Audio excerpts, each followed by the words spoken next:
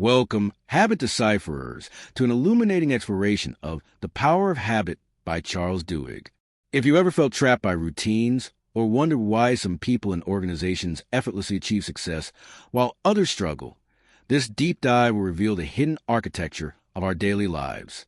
For the next 90 minutes, we will journey through Duhigg's captivating research, uncovering the science behind how habits are formed, how they operate in our brains, and how they can be fundamentally changed.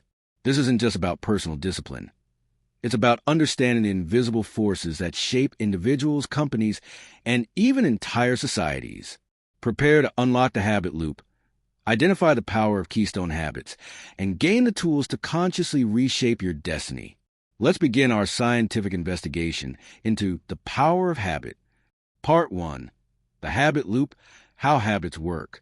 Charles Duhigg begins by introducing the fundamental concept that underpins all his research, the habit loop.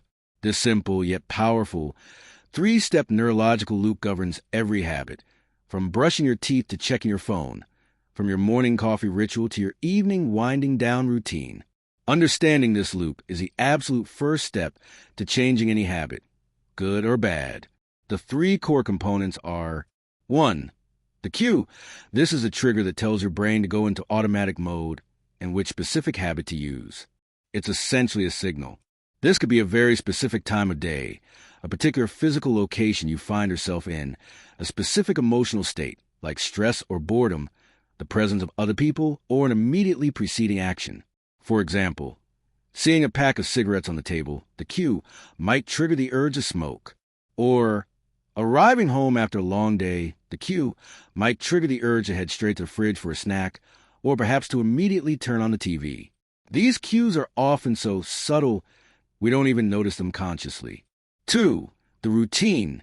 This is the behavior itself, the physical, mental, or emotional action you take in response to the cue. It's the actual habit in motion. Following our examples, picking up the cigarette, lighting it, and smoking it is the routine.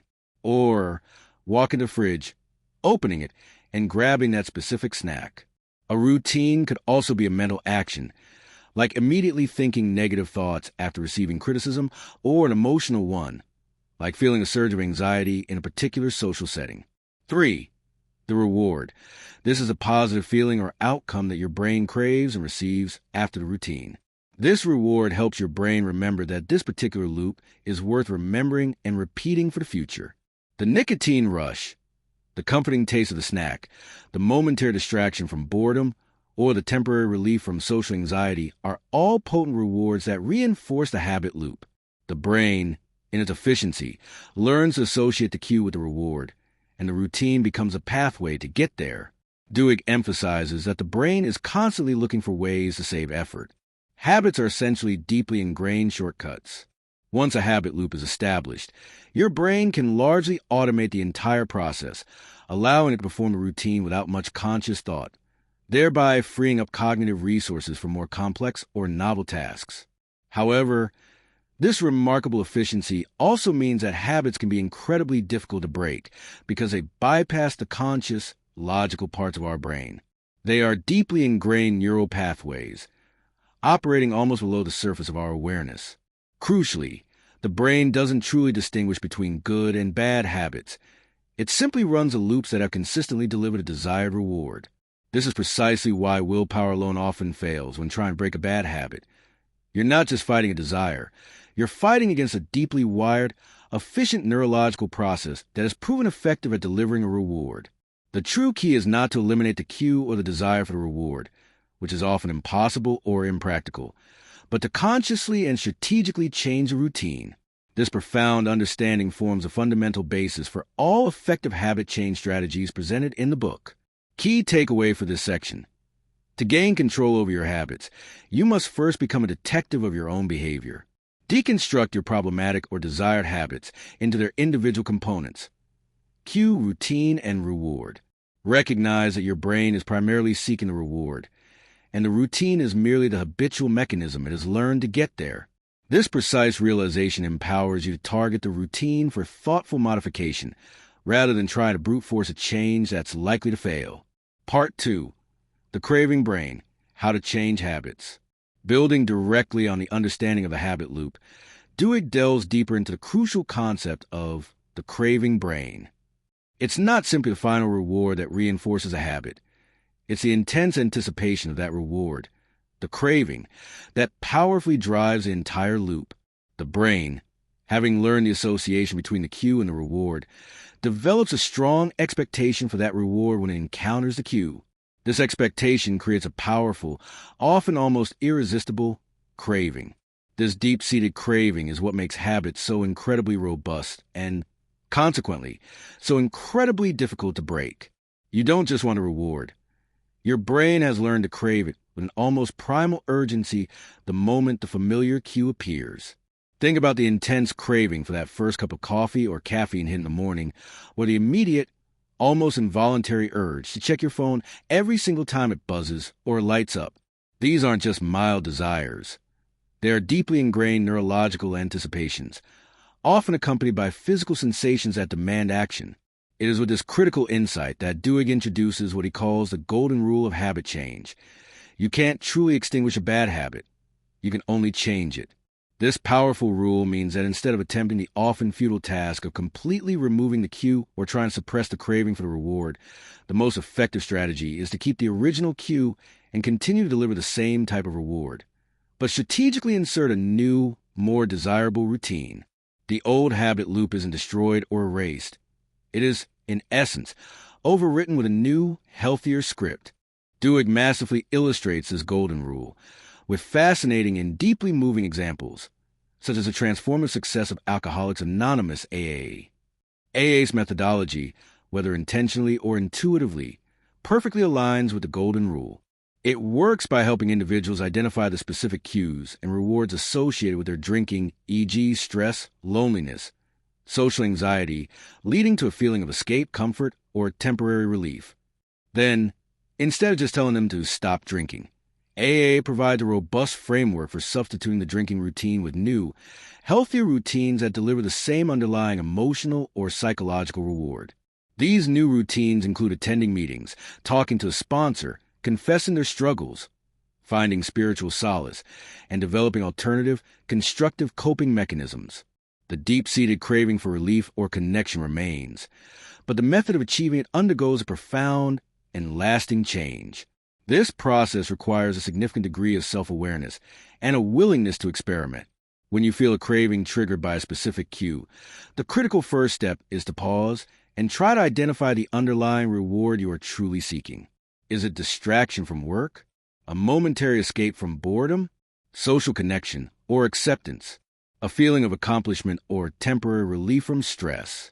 Once you gain clarity on the true, often subtle, reward your brain is after, you can then creatively experiment with different, more positive routines that might deliver that very same reward in a healthier, more constructive way. This often involves a period of trial and error, where you might try several new routines before finding one that truly clicks and satisfies the craving. However, the consistent effort to substitute routines is precisely what gradually rewires the brain, solidifying the new, healthier habit loop over the old, detrimental one. Practical application. When embarking on the journey to change a specific bad habit, dedicate time to dissecting it. Precisely identify the cue that triggers it, and, most importantly, dig deep to uncover the true reward you're unconsciously seeking from that habit. Once you've identified that core reward, commit to brainstorming and experimenting with alternative routines, at least 3 to 5, that have the potential to deliver that same underlying reward in a way that aligns with your values and long-term goals. Don't fight the craving head-on. Instead, learn to consciously and strategically redirect it. This takes effort, continuous mindfulness, and often external support, but it is the most effective and sustainable path to lasting habit change. Part 3. Keystone Habits. The habits that matter most. Narrator.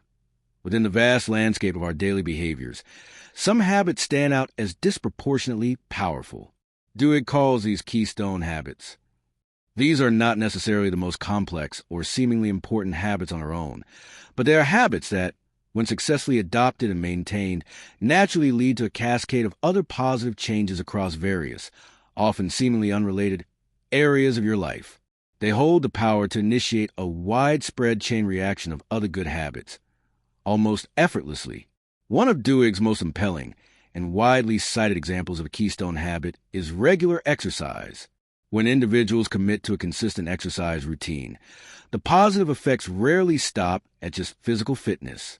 They often begin to eat healthier without even consciously deciding to diet, become more productive and focused at work, experience significantly less stress and anxiety, improve their quality of sleep, and even develop a greater sense of patience and control in other areas of their lives. Exercise doesn't just change one routine. It fundamentally rewires various parts of one's life because it builds a profound sense of self-discipline, mental resilience, and accomplishment that powerfully spills over into countless other behaviors and decisions. It changes how you perceive yourself and your capabilities. Another surprisingly effective keystone habit Duhigg highlights is a seemingly trivial act of making your bed every morning. While it might appear insignificant, it serves as a small win that sets a powerful tone of order, self-discipline, and productivity for the entire day.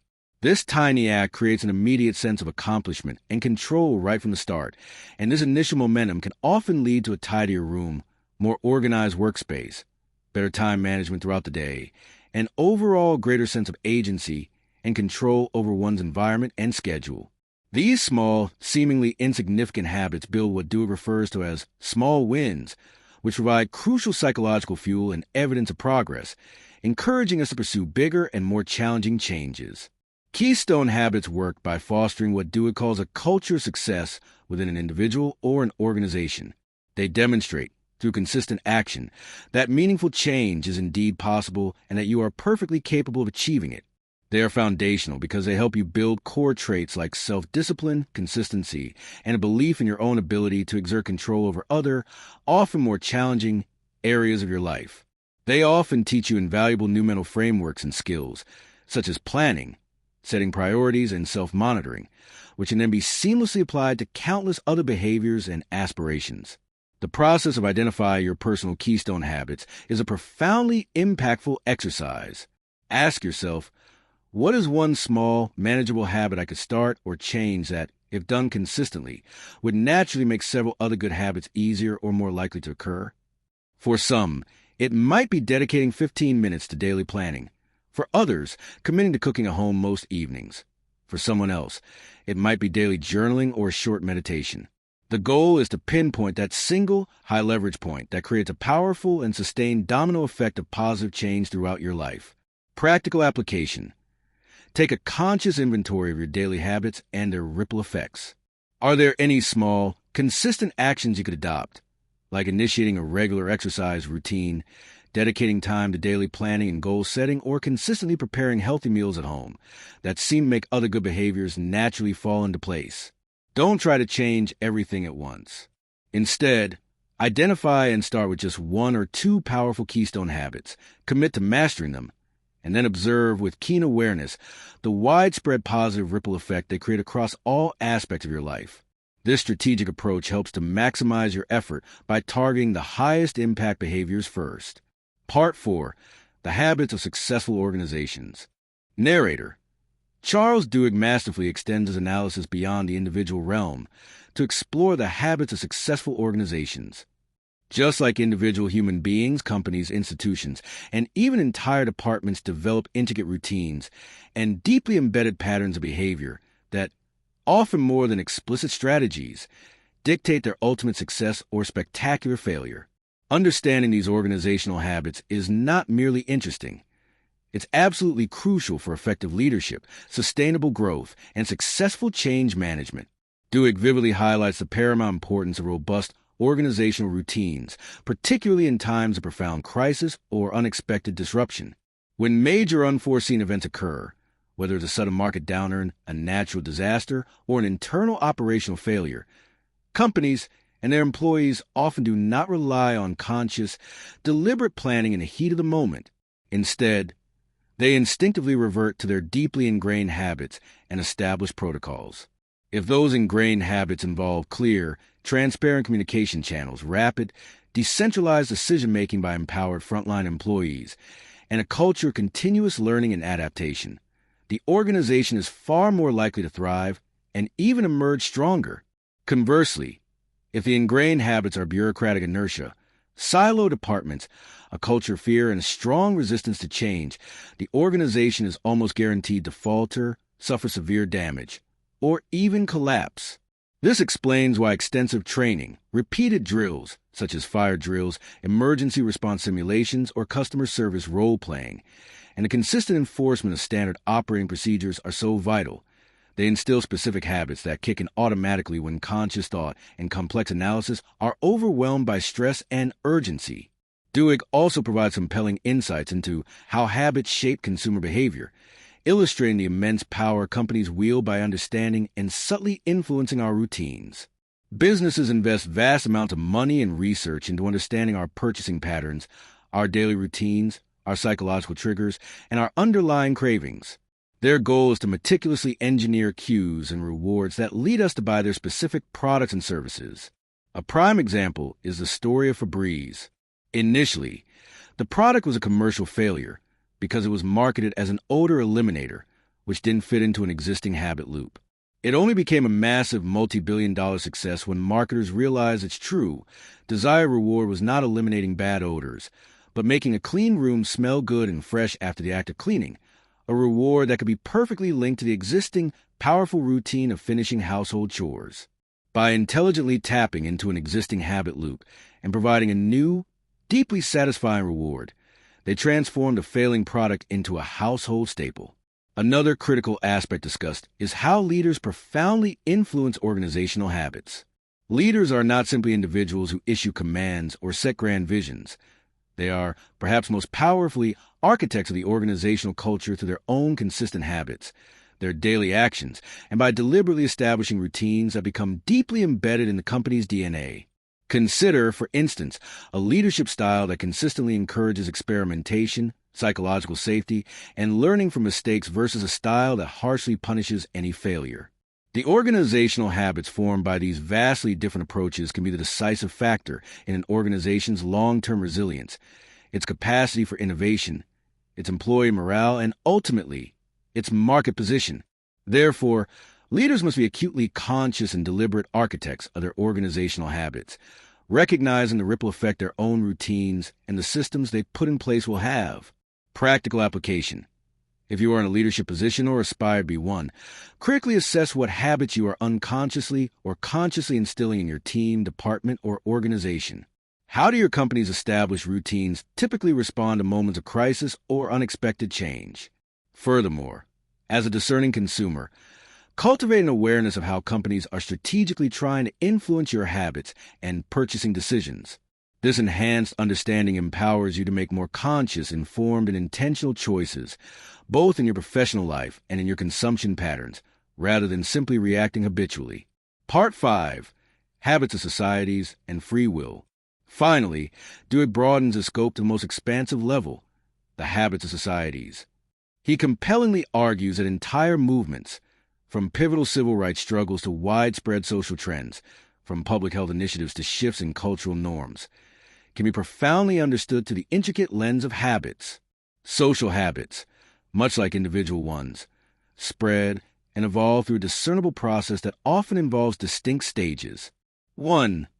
Weak ties, habits, or new behaviors often begin to spread first among individuals connected by weak ties, acquaintances, friend of friends, or peripheral social networks. These loose connections are crucial for initial dissemination because they expose new ideas to a wider, more diverse group. 2. Community ties. Once an idea or behavior gains some traction, it then spreads more rapidly and deeply within broader, more tightly knit communities, neighborhoods, and core social groups. At this stage, social pressure, shared identities, and immediate reinforcement among trusted peers become powerful drivers of adoption. The behavior becomes normal within the group. 3. Self-propelling. Eventually, if enough individuals and communities adopt a habit, it can become a self-propelling societal norm.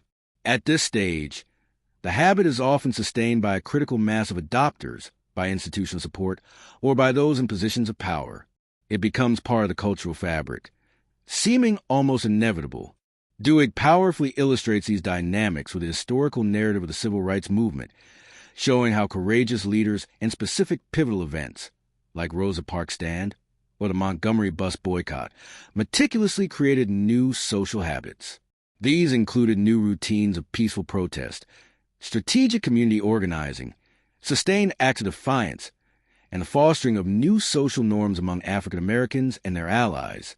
These new collective habits, nurtured through repetition and shared reward, the hope of equality, ultimately reshaped the moral and legal landscape of an entire nation. Understanding these complex social dynamics can provide profound insights into how large-scale social change happens and how collective habits, both positive and negative, can be influenced, challenged, and ultimately transformed. This societal analysis inevitably leads us to the profound and philosophical question of free will. If so much of our daily, individual, and collective behavior is indeed driven by automatic, often unconscious, habits and deeply ingrained routines, where does that leave our capacity for conscious choice, moral agency, and personal responsibility? Duhigg, with nuanced insight, argues that while habits are undeniably powerful, they are absolutely not destiny. We are not passive victims of our routines. On the contrary, we possess the inherent power to understand, analyze, and fundamentally change our habits, but this requires deliberate effort, sustained awareness, and a conscious decision to engage in the process. The pivotal insight here is to recognize that habits, no matter how old or deeply ingrained, are not etched in stone. They are malleable and subject to change. We can learn to identify the specific cues that trigger our habits and the underlying cravings that drive them, and then, with conscious intent, choose to insert a new, more beneficial routine. This transformative process requires not just knowledge, but also a deep-seated belief that change is genuinely possible, even when faced with decades-old, deeply ingrained patterns. This belief, often nurtured in support of accountability groups, through consistent small successes, or via sheer personal perseverance, is what ultimately liberates us from the tyranny of unconscious, detrimental habits. While we might not always choose the cues that appear in our environment or the cravings that arise in our minds, we absolutely can and must choose our conscious response to them. This is where our free will resides and asserts its power. Practical application. Cultivate a heightened awareness of the social habits and cultural norms that are subtly influencing your own behaviors and the behaviors of your community. Recognize the power of collective habits, both positive and negative. And most importantly, deeply embrace and exercise your free will. Understand that while habits are indeed incredibly strong and efficient, your innate human ability to identify, dissect, and consciously alter them is an even stronger and more empowering force. Your brain is not a prisoner of its routines. It is a powerful and adaptive machine that, with conscious effort and strategic application of these principles, can be reprogrammed to serve your highest intentions and goals. Part 6. Conclusion and your habit blueprint. We've completed our comprehensive journey through Charles Duhigg's The Power of Habit. We've delved deep into the hidden architecture of our daily lives, dissecting everything from the simple, individual habit loop to the profound and far-reaching influence of habits on successful organizations and entire societies. You now possess a powerful and actionable toolkit of knowledge to deconstruct any habit you wish to understand or change, breaking it down into its fundamental components: cue, routine, and reward. Confidently apply the golden rule of habit change by strategically substituting new, healthy routines in place of old, detrimental ones, while still addressing the underlying craving. Accurately identify and effectively leverage keystone habits, those powerful, foundational behaviors that initiate a cascading domino effect of positive change across multiple areas of your life. Gain a clear understanding of how deeply habits shape the inner workings of successful organizations and subtly steer consumer behavior in the marketplace. Recognize the complex dynamics of social habits and, most importantly, affirm and exercise your inherent free will to consciously direct and change your own patterns of behavior.